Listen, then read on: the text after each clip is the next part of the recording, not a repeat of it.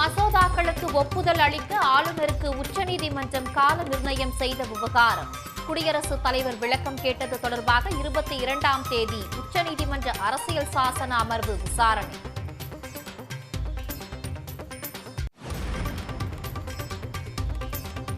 உடல்நலக்குறைவால் காலமான முத்துவின் உடல் தகனம். முதலமைச்சர் ஸ்டாலின் மற்றும் குடும்பத்தினர் இறுதி அஞ்சலி.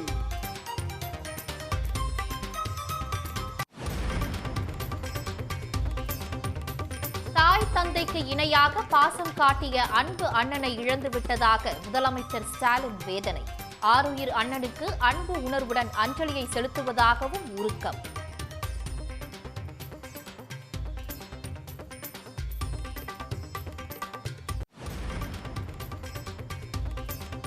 நாகையில் பரப்புரை மேற்கொண்ட எடப்பாடி பழனிசாமி விவசாயிகள் மீனவர்களுடன் கலந்துரையாடல். வேளாங்கண்ணி மாதா பேராலயத்துக்கு சென்று பிரார்த்தனை.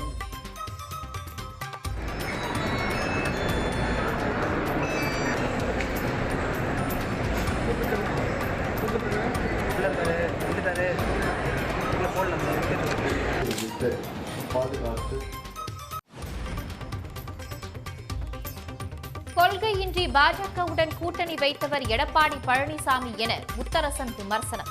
மக்களுக்காக போராடுவது பற்றி கம்யூனிஸ்டுகளுக்கு எடப்பாடி உபதேசம் செய்ய வேண்டாம் என பே. சண்முகம் காட்டம்.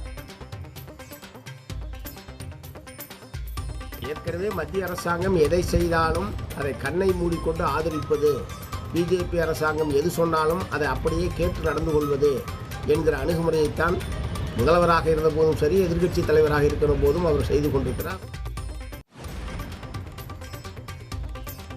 பெயருக்கு முன்னால் இனிஷியல் எவ்வளவு முக்கியமோ அதே போன்று ஒரு நாட்டின் வரலாறுக்கு அகழாய்வு முக்கியம். தொல்லியல் துறை இயக்குநர் அமர்நாத் ராமகிருஷ்ணன் பேச்சு.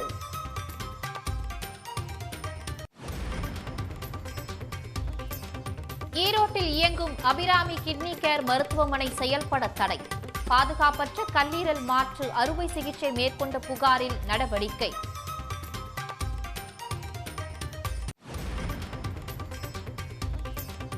சென்னை மற்றும் புறநகர் பகுதிகளில் மிதமான மழை பொழிவு.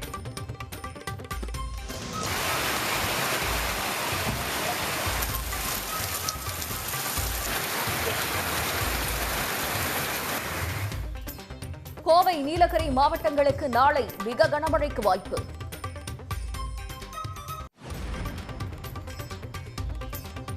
திருப்புவனம் அஜித்குமார் மரண வழக்கில் சிபிஐ அதிகாரிகள் விசாரணை தீவிரம். கொட்டும் மழையிலும் மடப்புறம் உள்ளிட்ட இடங்களுக்கு நேரில் சென்று ஆய்வு.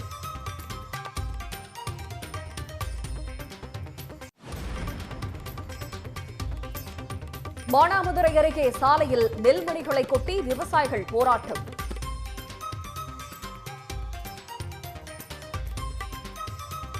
கொள்முதல் நிலையங்களில் தேக்கமடையும் நெல்லை விரைந்து அப்புறப்படுத்த கோரிக்கை.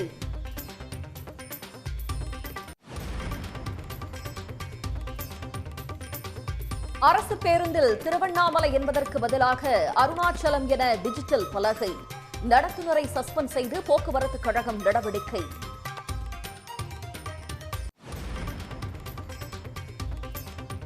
ஆபரண தங்கத்தின் விலை சவரனுக்கு 480 ரூபாய் உயர்வு.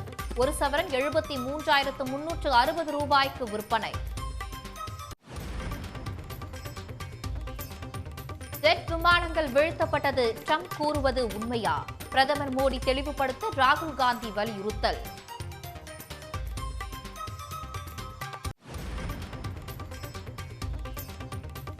ஒடிசாவில் 12ஆம் வகுப்பு மாணவி மீது தீ வைத்து கொளுத்திய கும்பல். அடுத்தடுத்து அரங்கேறும் பெண்களுக்கு எதிரான குற்றங்கள் அரங்கேறுவதால் அதிர்ச்சி.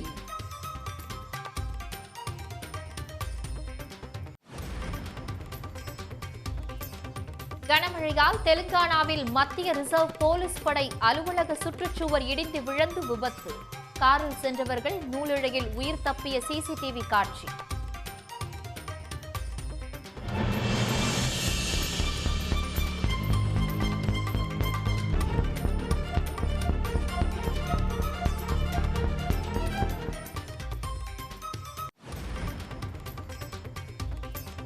உத்தரப்பிரதேசத்தில் சாரதா பல்கலைக்கழக மாணவி தற்கொலையால் போராட்டத்தில் குதித்த மாணவர்கள். மாணவியின் மரண வாக்குமூலத்தின் அடிப்படையில் 2 பேராசிரியர்கள் கைது.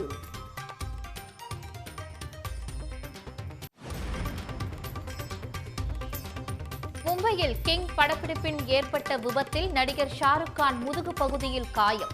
1 மாதம் ஓய்வெடுக்க மருத்துவர்கள் அறிவுறுத்தியதால் படப்பிடிப்பு ஒத்திவைப்பு.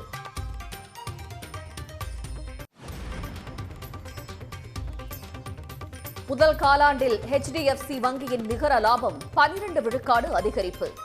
18,155 கோடி ரூபாய் லாபம் ஈட்டிய நிலையில் முதலீட்டாளர்களுக்கு போனஸ் பங்கும் அறிவிப்பு.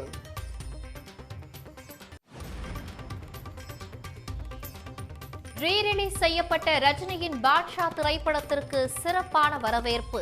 சென்னை திரையரங்கில் பெண் ஆட்டோ ஓட்டுநர்கள் கொண்டாட்டம். மசோதாக்கள் மீது முடிவெடுக்க காலக்கெடு நிர்ணயம் செய்த உத்தரவின் மீது குடியரசுத் தலைவர் விளக்கம் கேட்டிருப்பது தொடர்பாக வருகின்ற 22ஆம் தேதி உச்சநீதிமன்றம் விசாரணை மேற்கொள்ள உள்ளது. தமிழ்நாடு சட்டப்பேரவையில் நிறைவேற்றப்பட்ட 10 மசோதாக்களுக்கு ஒப்புதல் அளிக்காமல் அவற்றை ஆளுநர் RN ரவி சுமார் 3 ஆண்டுகள் கிடப்பில் போட்டதை எதிர்த்து தமிழ்நாடு அரசு வழக்கு தொடர்ந்திருந்தது. இதனை விசாரித்த உச்சநீதிமன்றம் தனது சிறப்பு அதிகாரத்தை பயன்படுத்தி அனைத்து மசோதாக்களுக்கும் ஒப்புதல் அளித்து வரலாற்று முக்கியத்துவம் வாய்ந்த தீர்ப்பை கடந்த ஏப்ரல் 8ஆம் தேதி அளித்தது. அத்துடன் மசோதாக்கள் மீது முடிவெடுப்பதில் ஆளுநருக்கு மட்டுமல்லாது குடியரசுத் தலைவருக்கும் 3 மாதங்கள் காலக்கெடுவை நிர்ணயம் செய்து உத்தரவிட்டிருந்தது. தமிழ்நாடு அரசு தொடர்ந்த வழக்கில் உச்சநீதிமன்றம் அளித்த தீர்ப்பு தொடர்பாக குடியரசுத் தலைவர் மூலம் ஒன்றிய அரசு விளக்கம் கேட்டிருந்தது. ஆளுநர், குடியரசுத் தலைவர் ஆகியோருக்கு காலக்கெடு விதிக்க முடியுமா என்பது உள்ளிட்ட 14 கேள்விகளுக்கு விளக்கம் கேட்டு மே 13ஆம் தேதி குடியரசுத் தலைவர் திரௌபதி முர்மு கடிதம் எழுதியிருந்தார். இந்த கடிதம் தொடர்பாக விளக்கம் அளிக்க 5 நீதிபதிகள் கொண்ட அரசியலமைப்பு அமர்வை உச்சநீதிமன்றம் அமைத்தது. தலைமை நீதிபதி BR கவாய், நீதிபதிகள் சூரியகாந்த், விக்ரம்நாத், நரசிம்ஹா, அதுல் சந்தூர்கர் ஆகியோர் அடங்கிய இந்த அமர்வு 22ஆம் தேதி விசாரணையை மேற்கொள்ள உள்ளது. சென்னையில் உடல்நலக்குறைவால் காலமான அரசியல்வாதியும் நடிகருமான மூக்க முத்துவின் உடல் பெசநகர் மின் மயானத்தில் தகனம் செய்யப்பட்டது.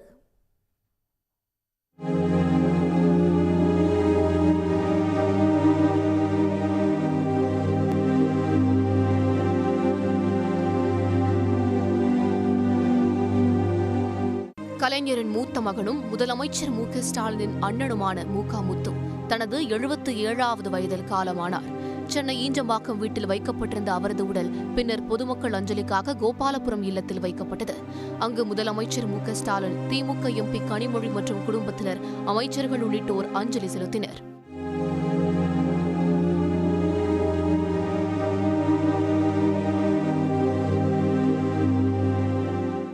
கலைஞர் குடும்பத்தின் மூத்த பிள்ளை உயிர் அண்ணன் மூக்க முத்து மறைந்த செய்தி தன்னை இடியென தாக்கியதாக முதலமைச்சர் MK ஸ்டாலின் தெரிவித்தார்.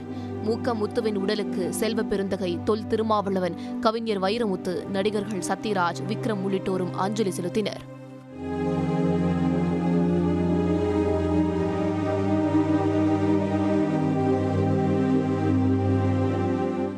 கோபாலபுரம் இல்லத்திலிருந்து மூக்க முத்துவின் உடல் ஊர்வலமாக பெசன்ட் நகர் மின் மயானத்திற்கு எடுத்துச் செல்லப்பட்டது. அங்கு இறுதிச் சடங்குகளுக்கு பிறகு அவரது உடல் தகனம் செய்யப்பட்டது. இறுதிச் சடங்கு நிகழ்ச்சியில் முதலமைச்சர் MK ஸ்டாலின், அவரது குடும்பத்தினர், அமைச்சர்கள் உள்ளிட்டோர் பங்கேற்றனர்.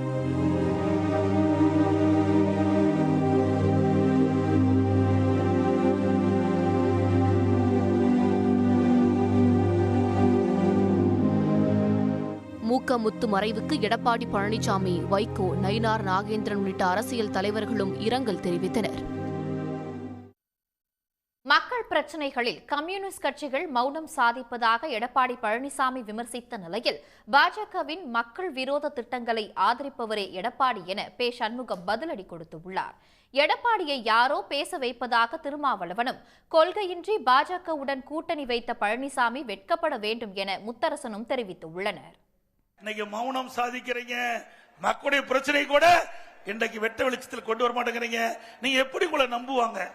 இந்த பகுதியில் கம்யூனிஸ்ட் கட்சி அதிகம். சிந்திச்சு பாருங்க. கம்யூனிஸ்ட் கட்சி சேர்ந்த உறுப்பினர்கள் குறை சொல்வதாக எண்ணி விடாதீர்கள். இருக்கின்ற யதார்த்தமான நிலையை சொல்லுகின்றேன். கம்யூனிஸ்ட் பேரியக்கம் ஒரு வரலாறு படைத்த இயக்கம். அது மாசுபட்டு விடக்கூடாது என்ற ஒரு நல்ல நோக்கத்தோடு சொல்கிறேன். நாங்கள் உங்களை குறை சொல்லி நாங்கள் கட்சி வளர்ப்பது கிடையாது. ஆனால் இவ்வளவு பெரிய கட்சி, மக்களுக்காக உழைத்துக் கொண்டிருந்த கட்சி, மக்களுடைய பிரச்சனையை அரசுடைய கவனத்துக்கு எடுத்துச் சென்றிருந்த கட்சி இன்றைக்கு தேய்ந்து கொண்டிருக்கின்றது. இன்றைக்கு திராவிட முன்னேற்ற கழக கூட்டணியில் அங்க வைத்த ஒரே காரணத்திற்காக திமுகவுக்கு அடிமை சாசனம் எழுதி கொடுத்து விட்டீர்களே. நான் என்ன கேட்க விரும்புகிறேன்னா, கம்யூனிஸ்டுகள் போராடணுமா இல்லையான்றது மக்களுக்கு தெரியும். உதாரணத்துக்கு 8 மணி நேர வேலை நேரத்தை மாற்றி அமைக்கிற ஒரு சட்டத்தை தமிழ்நாடு அரசாங்கம் கொண்டு வந்தபோது தமிழ்நாடு சட்டமன்றத்தில் வெளிநடப்பு செய்தது தோழமை கட்சிகளோடு சேர்ந்து வெளிநடப்பு செய்கிற அளவுக்கு நடவடிக்கை மேற்கொண்டது மார்க்சிஸ்ட் கம்யூனிஸ்ட் கட்சி என்பது எல்லோருக்குமே தெரியும். அது மாதிரி மின்கட்டணத்தை உயர்த்திய போதும் எங்களுடைய எதிர்ப்பை தெரிவிச்சிருக்கிறோம். ஆனால் ஆண்டுதோறும் மின்கட்டணம் உயர்வதற்கு காரணமான உதய் மின் திட்டத்தில் கையெழுத்திட்டது யார்? அதிமுக எடப்பாடி அவர்கள் முதலமைச்சராக பொறுப்பேற்ற பிறகுதான் அவர் அந்த மாதிரி கையெழுத்திட்டு அதன் விளைவாகத்தான் இப்போது மின்சார ஒழுங்குமுறை ஆணையம் ஆண்டுதோறும் கட்டணத்தை உயர்த்த வேண்டிய ஒரு கட்டாயத்திற்கு தமிழ்நாடு அரசாங்கம் உள்ளாகியிருக்கிறது. ஆகவே ஏற்கனவே மத்திய அரசாங்கம் எதை செய்தாலும் அதை கண்ணை மூடிக்கொண்டு ஆதரிப்பது, பிஜேபி அரசாங்கம் எது சொன்னாலும் அதை அப்படியே கேட்டு நடந்து கொள்வது என்கிற அணுகுமுறையைத்தான் முதல்வராக இருந்த போதும் சரி, எதிர்க்கட்சி தலைவராக இருக்கிற போதும் அவர் செய்து கொண்டிருக்கிறார். அதனால் மக்களுக்காக போராடுவதை பற்றி அவர் எங்களுக்கு உபதேசம் செய்ய வேண்டிய அவசியம் இல்லை. நகர்ப்புற வரி, வீட்டு வரி உயர்வு இவைகளை எதிர்த்து இதே கோவை மாநகரம் உட்பட தமிழ்நாட்டில் உள்ள அனைத்து மாநகராட்சியிலும் இந்திய கம்யூனிஸ்ட் கட்சி போராடி இருக்கிறது, மார்க்சிஸ்ட் கட்சி போராடி இருக்கிறது, மின் உயர்வை திரும்பப் பெற வேண்டும் என்று போராடி இருக்கிறது. எடப்பாடி என்ன சொல்கிறாரு? கொள்கை என்று பேசிக்கொண்டு திமுகவை ஆதரிக்கிறார்கள்.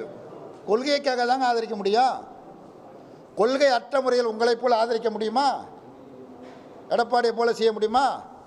அதிமுக நண்பர்கள் சில இடங்களில் பேசுகிறாங்க, பொதுக்கூட்டங்களில், நிகழ்ச்சிகளில், விவாதங்களில் சொல்கிறாங்க, அதிமுக கொள்கை வேறு, பிஜேபி கொள்கை வேறு, ரெண்டும் எதிர்முதிரானது தான். ஆனால் நாங்கள் தேர்தலுக்கு கூட்டணி. என்ன கூட்டணி இது? இப்படி சொல்கிறதுக்கு உங்களுக்கு வெட்கமா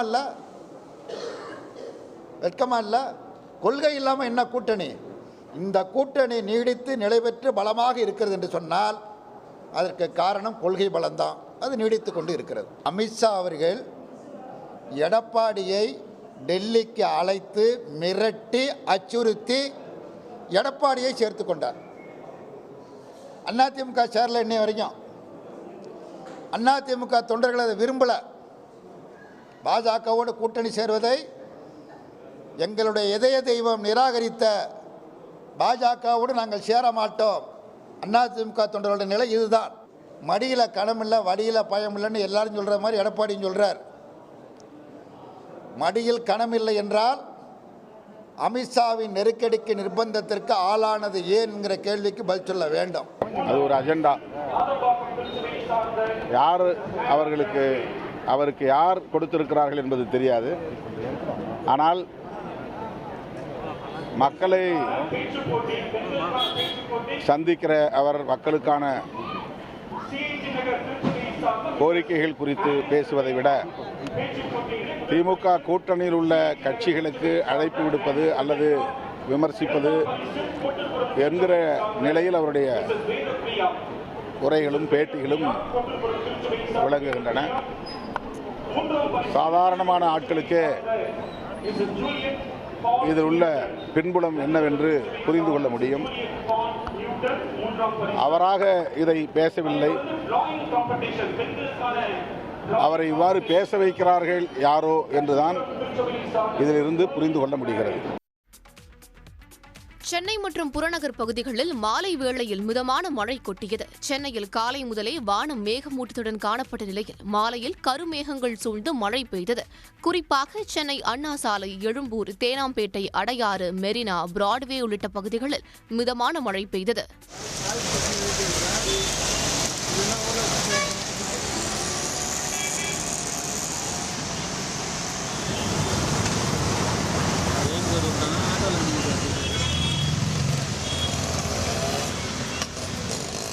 இதேபோல எண்ணூர், மாதவரம், பொன்னேரி, ஊத்துக்கோட்டை உள்ளிட்ட புறநகர் பகுதிகளிலும் பரவலாக மழை பெய்தது. இதனிடையே ஞாயிறன்று நீலகிரி, கோவை மாவட்ட மலைப்பகுதிகளில் மிக கனமழை பெய்யக்கூடும் என்றும், தேனி, தென்காசி, கன்னியாகுமரி, நெல்லை மாவட்டங்களில் கனமழை பெய்ய வாய்ப்புள்ளதாகவும் சென்னை வானிலை ஆய்வு மையம் கணித்துள்ளது. நமது பெயருக்கு முன்னால் இனிஷியல் போடுவது எவ்வளவு முக்கியமோ அந்த அளவுக்கு ஒரு நாட்டின் வரலாற்றுக்கு அகழாய்வு முக்கியம் என தொல்லியல் துறை இயக்குநர் அமர்நாத் ராமகிருஷ்ணா தெரிவித்துள்ளார். கன்னியாகுமரி மாவட்டம் மார்த்தாண்டத்தில் உள்ள தனியார் கல்லூரி பட்டமளிப்பு விழாவில் பங்கேற்று பேசிய அவர், கன்னியாகுமரி மாவட்டம் மார்த்தாண்டத்தில் உள்ள தனியார் கல்லூரி பட்டமளிப்பு விழாவில் பங்கேற்று பேசிய அவர் அகழாய்வு பணிகளை அதிகப்படுத்த வேண்டும் என்று கேட்டுக் கொண்டார். நம்முடைய மரபணு ரீதியாக செய்யப்படுகின்ற ஆய்வுகள் நம்முடைய வரலாற்றை முழுமைப்படுத்தும் என்று இன்று நமக்கு தெரிகிறது. கிட்டத்தட்ட 60,000 ஆண்டுகளுக்கு முன்னால் இருந்து இந்த தென்னிந்திய பகுதியில் நாம் வாழ்ந்து கொண்டிருக்கிறோம் என்ற செய்தி இந்த அறிவியல் அடிப்படையில் மேற்கொள்ளப்பட்ட ஆய்வுகள் ஆதாரங்களை எடுத்துச் சொல்கின்றன. இது போன்ற ஆய்வுகள் பல நாம் செய்ய வேண்டும் என்பதுதான் என்னுடைய ஒரு சிறு வேண்டுகோளாக மண்டபம். ஏற்றத்தாழ்வற்ற கல்வி நம்மை செம்மைப்படுத்திக் கொண்டிருக்கிறது என்றும் வாழ்வின் முன்னேற்றத்திற்கு கல்வி முக்கியம் என்றும் பேசினார். திருப்புவனம் இளைஞர் மரணம் தொடர்பாக 10 பேர் கொண்ட சிபிஐ அதிகாரிகள் மடப்புறத்தில் விசாரணை மேற்கொண்டனர். விசாரணைக்காக அழைத்து செல்லப்பட்ட இளைஞர் அஜித் மரணமடைந்ததைத் தொடர்ந்து அது குறித்து சிபிஐ விசாரணை நடத்தி வருகிறது. அதன் தொடர்ச்சியாக இன்று டிஎஸ்பி மோஹித்குமார் தலைமையிலான 10 பேர் கொண்ட சிபிஐ அதிகாரிகள் மடப்புறத்தில் விசாரணை மேற்கொண்டனர். சஸ்பெண்ட் செய்யப்பட்ட குற்றப்பிரிவு தனிப்படை வேன் ஓட்டுநர் ராமச்சந்திரன், அஜித்குமாரின் சகோதரர் நவீன்குமார் உள்ளிட்ட 11 பேர் அளித்த வாக்குமூலங்கள் சரியானதா என சம்பவ இடத்தை பகுதி வாரியாக பார்வையிட்டு அவர்கள் விசாரணை மேற்கொண்டனர். மடப்புறம் பகுதியில் மிதமான மழை பெய்த நிலையில் மழையையும் பொருட்படுத்தாமல் அதிகாரிகள் விசாரணையை தொடர்ந்தனர். பாதுகாப்பற்ற கல்லீரல் உறுப்பு மாற்று அறுவை சிகிச்சை மேற்கொண்ட புகாரில் ஈரோடு அபிராமி கிட்னி கேர் மருத்துவமனை செயல்பட தடை விதிக்கப்பட்டுள்ளது. ஈரோட்டில் இயங்கும் Abirami kidney care private limited என்ற மருத்துவமனையில் முறையற்ற மற்றும் பாதுகாப்பற்ற முறையில் கல்லீரல் உறுப்பு மாற்று அறுவை சிகிச்சை மேற்கொள்ளப்பட்டதாக புகார் எழுந்தது. இது தொடர்பாக விசாரணை மேற்கொண்ட மருத்துவம் மற்றும் ஊரக நலப்பணிகள் இயக்குநரகம் மருத்துவமனைக்கான புதுப்பித்தல் சான்றிதழை தற்காலிகமாக நீக்கம் செய்து நடவடிக்கை மேற்கொண்டுள்ளது. மறு உத்தரவு வரும் வரை புது நோயாளிகள் யாரையும் வெளிநோயாளிகளாகவோ உள்நோயாளிகளாகவோ அனுமதிக்க வேண்டாம் என்றும் அறிவுறுத்தப்பட்டுள்ளது. அதே சமயம் அங்கு சிகிச்சை பெறும் டயாலிசிஸ் நோயாளிகளின் நலன் கருதி சிறுநீரக செயலிழப்பு பிரிவு டயாலிசிஸ் யூனிட் மட்டும் தொடர்ந்து செயல்பட அனுமதி அளிக்கப்பட்டுள்ளது. கரூர் மாவட்டம் சின்னதாராபுரம் பகுதியில் 100க்கும் மேற்பட்ட பட்டியலின மக்கள் காவல்துறை பாதுகாப்புடன் மாரியம்மன் கோவிலுக்குள் சென்று சாமி தரிசனம் மேற்கொண்டனர். இதன் மூலம் கோவிலில் தரிசனம் செய்வது தொடர்பாக 2 சமூகங்களுக்கு இடையே 8 ஆண்டுகளாக நீடித்த பிரச்சினை முடிவுக்கு வந்துள்ளதாக கூறப்படுகிறது. மாரியம்மன் கோவிலில் சாமி தரிசனம் செய்வதில் ஏற்பட்ட பிரச்சினை தொடர்பாக நீதிமன்றத்தில் தாக்கல் செய்யப்பட்டிருந்த வழக்கு நிலுவையில் உள்ளது. இந்த நிலையில் நீதிமன்ற உத்தரவின் அடிப்படையில் காவல்துறையினரின் பாதுகாப்புடன் இந்து சமய அறநிலையத்துறை அதிகாரிகள் முன்னிலையில் கோவில் நடை திறக்கப்பட்டது. கோவிலுக்குள் நுழைந்த பெண்கள் குலவை சத்தமிட்டு தங்களது மகிழ்ச்சியை வெளிப்படுத்தினர்.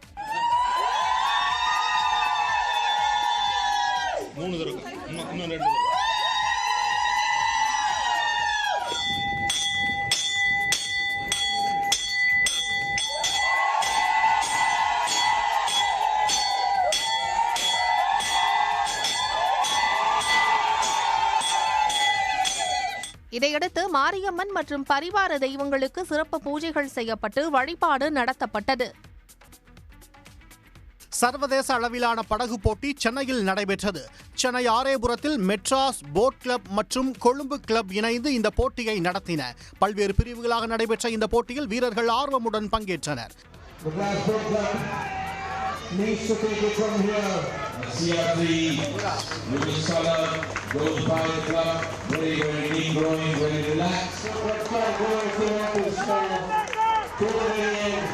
இவங்கெல்லாம் யங் பீப்புள், ரொம்ப குறைவான எக்ஸ்பீரியன்ஸ் இருக்குது. ஆனால் இது ஒரு ஆரம்ப கட்டம் அவங்களுக்கு. இதிலிருந்து அவங்க மென்மேலும் இந்த படகு போட்டிகளில் கலந்து கொள்ள இது ஒரு நல்ல வாய்ப்பாகும். பெண்கள் நால்வர் அணி பிரிவில் மெட்ராஸ் கிளப் அணியும் ஆண்கள் நால்வர் பிரிவில் கொழும்பு கிளப் அணியும் வெற்றி பெற்றது. இரட்டையர் பிரிவு ஆண்கள் பிரிவில் இலங்கை அணியினர் வெற்றி வாகை சூடினர்.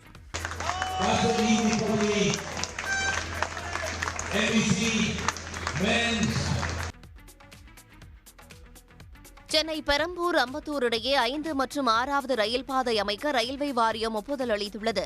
பெரம்பூரில் திட்டமிடப்பட்டுள்ள புதிய ரயில்வே முனையம் அமைக்கப்பட்ட பின்னர் சென்னை சென்ட்ரலில் இருந்து இயக்கப்படும் 75% ரயில்கள் பெரம்பூருக்கு மாற்றப்படும் என்று எதிர்பார்க்கப்படுகிறது. இந்த நிலையில் பெரம்பூர் மற்றும் அம்பத்தூர் இடையே 182 கோடி ரூபாய் மதிப்பீட்டில் 6.4 கிலோமீட்டர் தொலைவுக்கு 5 மற்றும் 6வது ரயில் பாதை அமைக்க ஒப்புதல் அளிக்கப்பட்டுள்ளது. மேலும் சென்னை திருவள்ளூர் வழித்தடத்தில் ரயில் பாதையின் பயன்பாடு தற்போது 105.2% உள்ள நிலையில் 2028-29 காலகட்டத்தில் 114% அதிகரிக்கும் என்று எதிர்பார்க்கப்படுவதால் 5 மற்றும் 6வது ரயில் பாதை அவசியமாகிறது. சென்னையில் திரிசூலம் ரயில்வே கேட் 3 மணி நேரமாக திறக்கப்படாததால் கொதிப்படைந்த பொதுமக்கள் ரயிலை மறித்து போராட்டத்தில் ஈடுபட்டதால் பரபரப்பு நிலவியது. சென்னை மற்றும் புறநகர் பகுதிகளில் உள்ள ஏராளமானோர் மின்சார ரயிலை பயன்படுத்தி வருகின்றனர். பல இடங்களில் மேம்பாலங்கள் இல்லாத நிலையில் ரயில்வே கேட் அடைக்கப்படும் போது சிரமம் ஏற்படுகிறது. அந்த வகையில் சென்னை விமான நிலையம் அருகேயுள்ள திரிசூலம் ரயில்வே கேட் அடைக்கப்பட்டு 3 மணி நேரமாகியும் திறக்கப்படாததால் பொதுமக்கள் ஆத்திரமடைந்து தாம்பரம் நோக்கி சென்ற ரயிலை மறித்து போராட்டத்தில் ஈடுபட்டனர். தகவல் அறிந்த தாம்பரம் ரயில்வே இருப்பு பாதை போலீசார் அவர்களை சமரசம் செய்து வைத்தனர். ரயில்வே கேட் திறக்கப்படாததற்கு சிக்னல் கிடைக்காத பிரச்சினை காரணமாகும். தேனி மாவட்டம் பெரியகுளம் அருகே பட்டியலின பெண்ணை ஜாதி பெயரை கூறி இழிவாக பேசிய குற்றச்சாட்டில் கனரா வங்கி மேலாளர் உட்பட 5 வங்கி ஊழியர்கள் மீது SC/ST வன்கொடுமை தடுப்புச் சட்டத்தின் கீழ் வழக்கு பதிவு செய்யப்பட்டுள்ளது. பெரியகுளம் வடகரை பகுதியில் உள்ள கனரா வங்கி கிளையில் கடன் கேட்டு விண்ணப்பித்த பட்டியலின பெண்ணிடம் வங்கி ஊழியர் ஒருவர் 12,000 ரூபாய் கேட்டதாக கூறப்படுகிறது. இது தொடர்பாக வங்கி மேலாளரிடம் முறையிட்ட அப்பெண்ணை மேலாளர் உள்ளிட்ட வங்கி ஊழியர்கள் ஜாதி பெயரை கூறி இழிவாக பேசினர் என்பது குற்றச்சாட்டு. இது தொடர்பாக மாவட்ட காவல் கண்காணிப்பாளர் மற்றும் SC/ST ஆணையத்தில் அப்பெண் புகார் அளித்துள்ளார். இந்நிலையில் SC/ST ஆணைய உத்தரவின் அடிப்படையில் வங்கி மேலாளர் உள்ளிட்ட 5 பேர் மீது ST வன்கொடுமை தடுப்புச் சட்டத்தின் கீழ் வழக்கு பதிவு செய்யப்பட்டுள்ளது. மக்கள் பிரச்சினைகளில் கம்யூனிஸ்ட் கட்சிகள் மௌனம் சாதிப்பதாக எடப்பாடி பழனிசாமி விமர்சனம் செய்திருந்தார். இதற்கு பதிலடி கொடுத்திருக்கும் மதிமுக பொதுச் செயலாளர் வைகோ இடதுசாரிகளை வசைபாடுவது பழனிசாமிக்கு அழகல்ல என்று கூறியுள்ளார். பாஜகவின் ஒலிபெருக்கியாக பழனிசாமி மாறிவிட்டதாக சசிகாந்த் MP விமர்சித்துள்ளார். மௌனம் சாதிக்கிறீங்க, மக்களுடைய பிரச்சனை கூட இன்றைக்கு வெட்ட வெளிச்சத்தில் கொண்டு வர மாட்டேங்கிறீங்க. நீங்க எப்படி உங்களை நம்புவாங்க? இந்த பகுதியில் கம்யூனிஸ்ட் கட்சி அதிகம். சிந்திச்சு பாருங்க, கம்யூனிஸ்ட் கட்சி சேர்ந்த உறுப்பினர்கள் குறை சொல்வதாக எண்ணி விடாதீர்கள். இருக்கின்ற யதார்த்தமான நிலையை சொல்லுகின்றேன். கம்யூனிஸ்ட் பேரியக்கம் ஒரு வரலாறு படைத்த இயக்கம். அது மாசுபட்டு விடக்கூடாது என்ற ஒரு நல்ல நோக்கத்தோடு சொல்கிறேன். நாங்கள் உங்களை குறை சொல்லி நாங்கள் கட்சி வளர்ப்பது கிடையாது. ஆனால் இவ்வளவு பெரிய கட்சி, மக்களுக்காக உழைத்துக் கொண்டிருந்த கட்சி, மக்களுடைய பிரச்சனையை அரசுடைய கவனத்துக்கு எடுத்துச் சென்றிருந்த கட்சி இன்றைக்கு தேய்ந்து கொண்டிருக்கின்றது. இன்றைக்கு திராவிட முன்னேற்ற கழக கூட்டணியில் அங்க வைத்து என்ற ஒரே காரணத்திற்காக திமுகவுக்கு அடிமை சாசனம் எழுதி கொடுத்து விட்டீர்களே. கம்பராமாயணத்தை எழுதியவர் சேக்கிழார் சொன்னவர். கம்பராமாயணத்தை சேக்கிழார் எழுதினார் என்று உலகத்திலேயே ஒரு அபூர்வ பிறவிதான் இப்படி சொல்ல முடியும். அப்படிப்பட்ட அபூர்வமான மனிதர். அவர் அரசியலிலே விமர்சிக்க வேண்டும் என்பதற்காக கம்யூனிஸ்டுகளை வசைபாடுகிறார். அவர்கள் தியாகம் செய்தவர்கள், போராட்டங்களை கண்டவர்கள், உதிரம் சிந்தியவர்கள் கம்யூனிஸ்டுகள். அவர்கள் கொள்கைக்காக வாழ்வை அர்ப்பணிக்கக்கூடியவர்கள். ஆனால் இப்படி புழுதிவாரி தூற்றி பேசுவது முதலமைச்சராக இருந்தவருக்கு அழகல்ல. பிறகு உங்கள் இயக்கத்தை பற்றி, ஜெயலலிதாவை பற்றி இதையெல்லாம் அவர்கள் பேச ஆரம்பித்தால் நீங்கள் என்ன ஆவீர்கள்? இனிமேலாவது இப்படி பேசுவதை தவிர்த்து கொள்ளுங்கள். எடப்பாடி பழனிசாமி இப்போ பாஜகவுடைய லவுட் ஸ்பீக்கராக மாறிட்டார். அவர் காலையிலையும் சாயங்காலமும் பாஜகவிடம் என்ன பேசணும் என்ன பேசக்கூடாதுன்னு இன்ஸ்ட்ரக்ஷன் வாங்கிட்டு பேசுகிற மாதிரியே பேசுகிறாரு. அதனால் இது தமிழகத்தில் பாஜக அவர்களுடைய வேர்களை ஊணுவதற்கு அதிமுக முழுமையாக அதிமுகவை ஒரு துணைகோளாக யூஸ் பண்ணுறாங்கன்றதான் உண்மை. அதனால் இது தமிழ்நாட்டுக்கோ தமிழ்நாட்டு மக்களுக்கோ ஒரு நீண்ட நாட்களில் மிகவும் ஆபத்துகளை தரக்கூடிய ஒரு விஷயமா பார்க்கணும். கோரிக்கைகளை வலியுறுத்தி பகுதி நேர ஆசிரியர்கள் போராட்டத்தில் ஈடுபட்டு வரும் நிலையில் அவர்களுக்கு விரைவில் நல்ல செய்தி வரும் என பள்ளிக் கல்வித்துறை அமைச்சர் அன்பில் மகேஷ் தெரிவித்துள்ளார். பல்வேறு கோரிக்கைகளை கல்வி பாதிக்கப்படுதா என்ன? பகுதி நேர ஆசிரியர்கள் தொடர்ந்து ஒரு 7-8 நாட்களாக தொடர்ந்து போராட்டம் பண்ணாங்க. அது சார்ந்து என்னுடைய அதிகாரிகளை அவங்க சந்தித்து அவங்க சில கோரிக்கைகள்லாம் வைத்திருக்கிறார்கள். கண்டிப்பாக மாண்பு தமிழ்நாட்டு முதலமைச்சர் அலுவலகம் சிறந்த முறையை பரிசீலித்து கண்டிப்பாக நல்ல செய்தி நம்பிக்கை.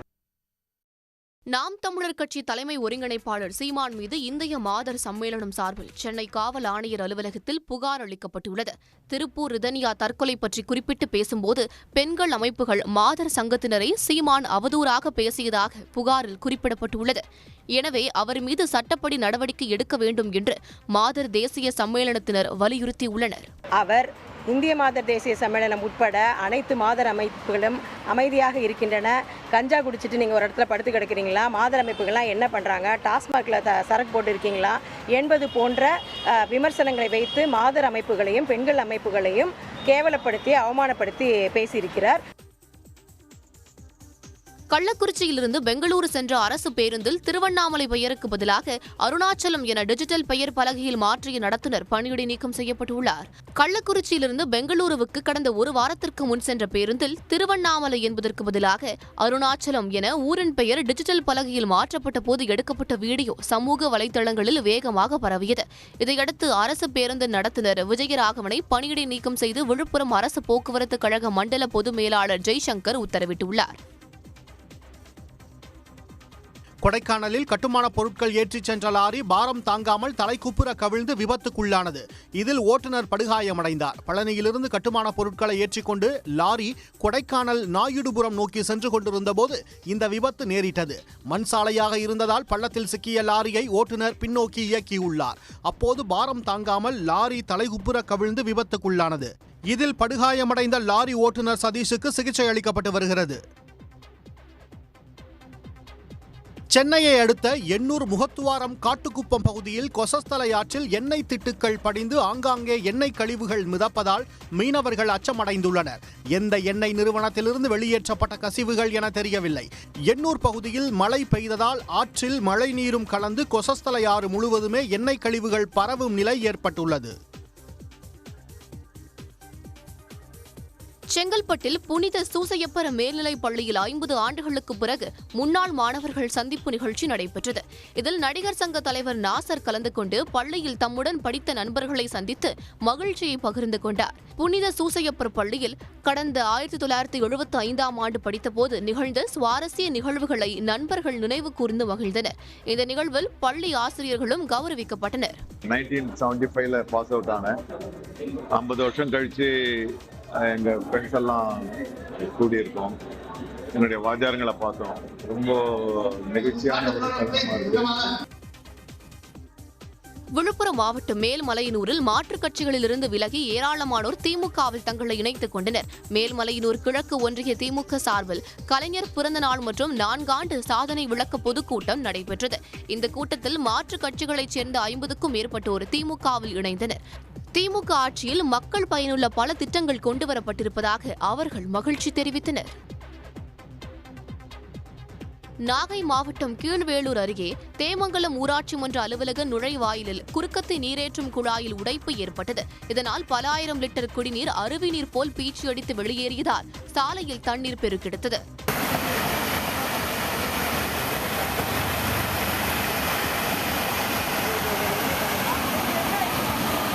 இரண்டு மணி நேரத்திற்கும் மேலாக தண்ணீர் வெளியேறியதால் பல லட்சம் லிட்டர் குடிநீர் வீணானது.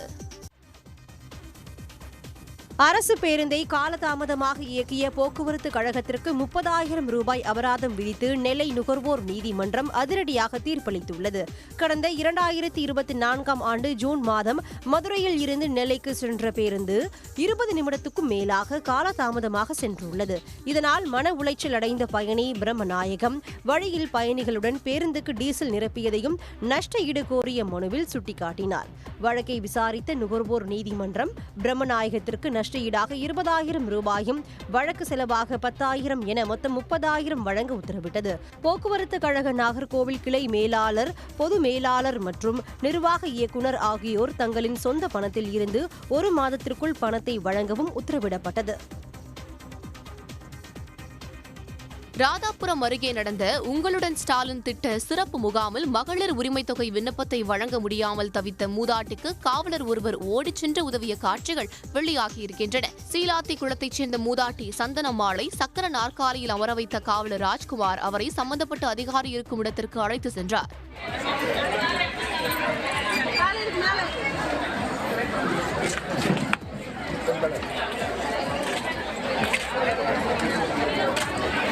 மூதாட்டிக்கு உதவிய காவலருக்கு பல்வேறு தரப்பினரும் பாராட்டு தெரிவித்துள்ளனர்.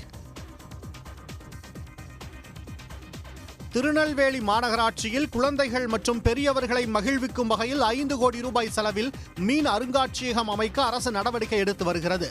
பள்ளி கல்லூரி மாணவ மாணவிகள் செல்போன்களுக்கு அடிமையாகி வருவதை தடுக்கும் முயற்சியாக நெல்லை கொக்கிரகுளம் பகுதியில் மீன் அருங்காட்சியகம் அமைக்கப்பட உள்ளது.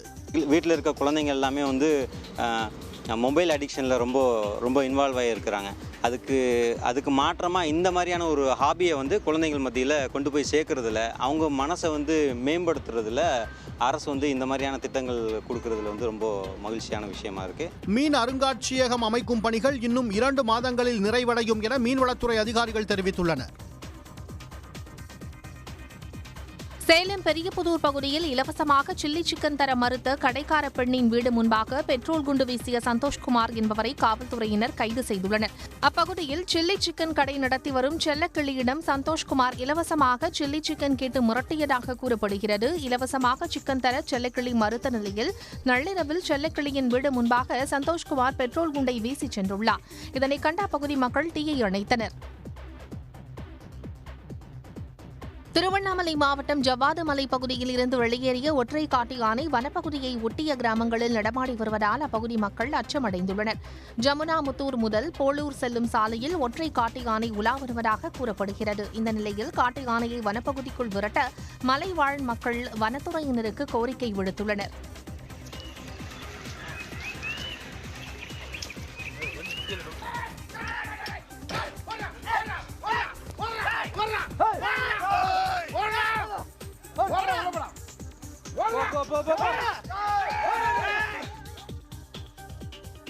திருவண்ணாமலை அண்ணாமலையார் கோயிலில் ஆடிப்பூரத்தை முன்னிட்டு உண்ணாமுலை அம்மன் சன்னதியில் உள்ள தங்க கொடிமரத்தில் கொடியேற்றும் விழா விமர்சையாக நடைபெற்றது. இதைத் தொடர்ந்து வரும் 28ஆம் தேதி உண்ணாமுலை அம்மனுக்கு வளைகாப்பு நிகழ்ச்சி நடைபெற உள்ளது.